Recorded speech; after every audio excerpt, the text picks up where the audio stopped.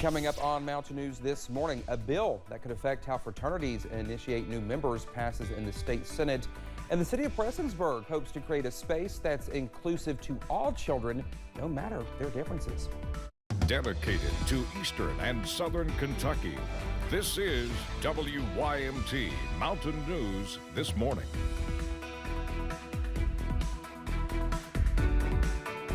Six o'clock. Boy, I feel like we are just flying through this morning. I'm Dakota Makris. It's Friday, so we're happy about that.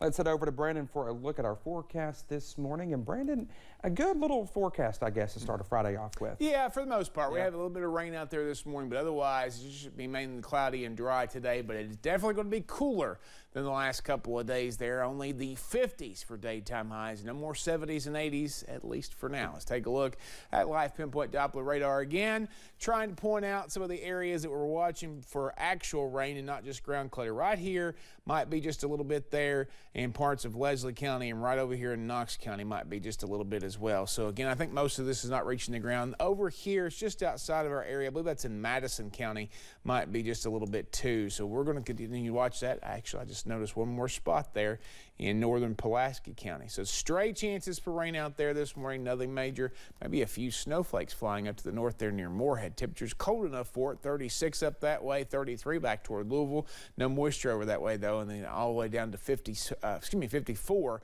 in Harlan, Jonesville, and Jacksboro this morning.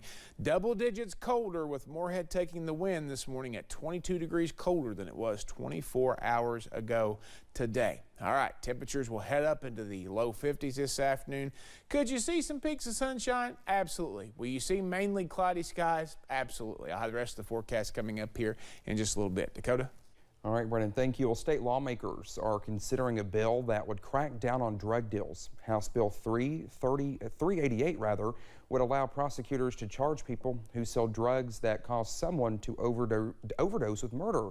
Grayson Passmore talked with a Central Kentucky father who knows firsthand what it's like to lose someone to opioids. I know he heard him to tell me that, Dad, I'm addicted, and my natural reaction was, son, tell me what it is. Larry Blackford Jr. admitted to his dad he was fighting an opioid addiction.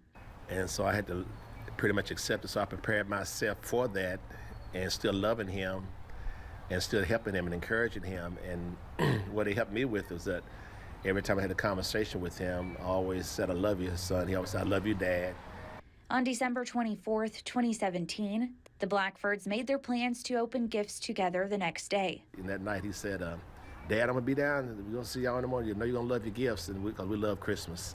On December 25th, 2017, Blackford Jr. lost his battle with the disease. And I knew when I saw him then, he was already gone. I was hitting him and calling his name and no response, which is really, it was just an out-of-body experience. Now the war against addiction is far from over for Reverend Larry Blackford. The Versailles District 6 magistrate has been using his position and his faith to raise awareness for addiction, the need for rehabilitation, and stricter laws ever since. Those who have loved ones with addiction, you got to really keep loving them. You really have to. You have to be strong to do that because the pain that it causes you is great pain.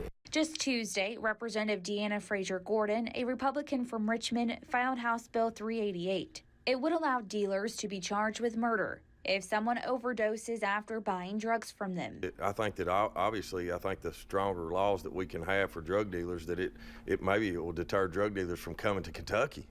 Madison County Judge Executive Reagan Taylor says this is a step in the right direction. Back in January, 2 people were charged with manslaughter. Richmond police determined they supplied the drugs a man overdosed and died using. There's not going to be any kind of positive effect on our communities if we continue to allow this to happen and to kind of turn a blind eye to it. That was Grayson Passmore reporting. As of now, the bill is not yet assigned to a committee.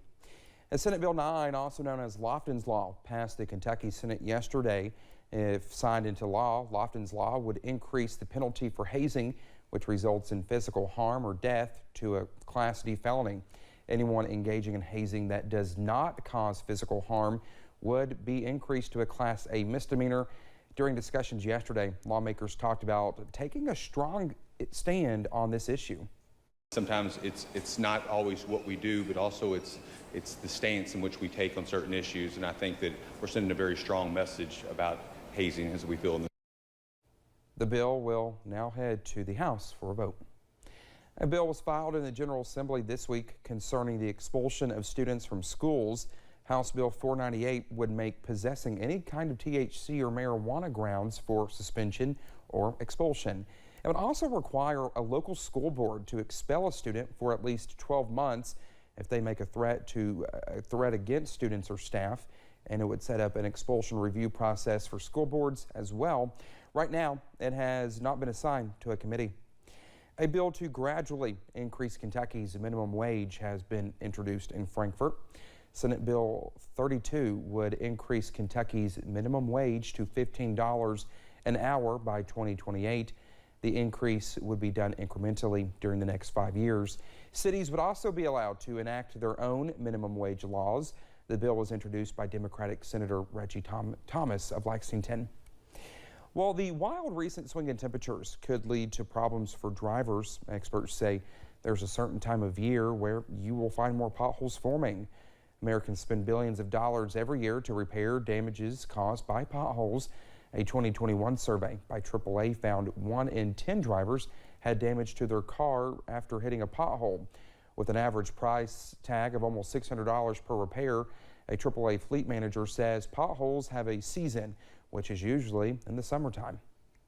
It isn't indicative that the summer equals potholes, but it's really just a shift in temperatures for an extended period of time. AAA urges all vehicle owners to talk to their insurance advisors ahead of pothole problems to ensure they are adequately covered in the event of an emergency. Well, the city of Prestonsburg is planting a new park with plans for regional progress. Our Buddy Forbes has more about the efforts and how it seeks to bring support to the Star City.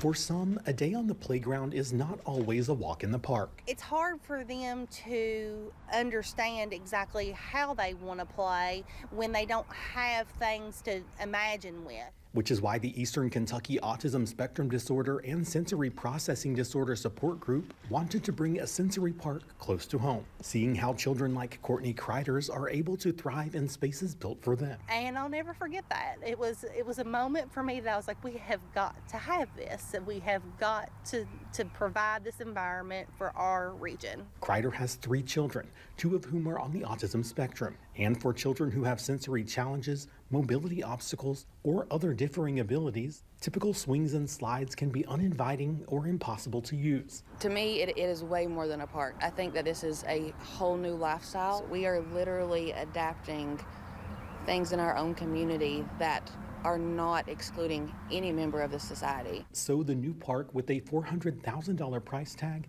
will transform Typical, inviting inclusion to Big Sandy Community and Technical College with sensory-specific and ADA-compliant equipment that goes far past playtime. One of the biggest things that I worry about is, their ability to carry this over outside of the therapy gym or outside of the clinic. Creating a level playing field. But when you're bringing them to this park, a parent might be able to say, hey, there's going to be kids here today, and they might play a little bit different than you, and it's okay. Full of possibilities for people of all abilities. In Prestonsburg, Buddy Forbes, WYMT Mountain News.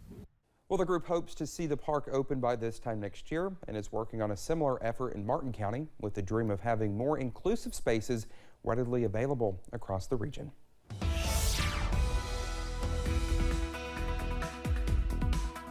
.608 here on this Friday morning. I think about it there for a second.